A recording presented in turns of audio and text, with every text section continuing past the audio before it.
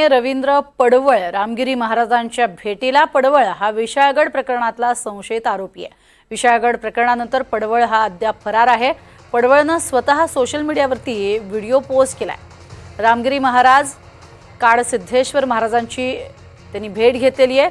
कणेरी मठाच्या कार्यक्रमाला सुद्धा त्याने हजेरी लावली होती। संत समावेश कार्यक्रमात सुद्धा पडवळ उपस्थित होता।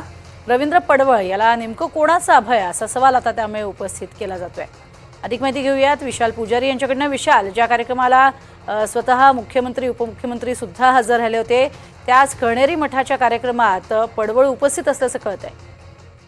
नक्कीच प्रज्ञा, जुलै महिन्यामध्ये विशाळगडमध्ये हिंसाचाराची घटना घडली आणि याच प्रकरणामध्ये रवींद्र पडवळ हे जे आहेत ते संशयित आरोपी आहेत आणि याच रवींद्र पडवळ यांनी सोशल मीडियावर काही रील्स टाकलेले आहेत। या रीलमध्ये असं दिसून आलं की रामगिरी महाराजांनी काळसिद्धेश्वर महाराज यांची त्यांनी भेट घेतलेली आहे।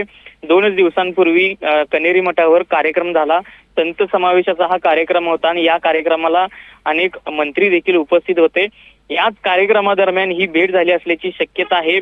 सोशल मीडियावर हे जे व्हिडिओ आहेत ते व्हिडिओ अपलोड केल्यानंतर ही जी संपूर्ण घटना आहे ती समोर आलेली आहे।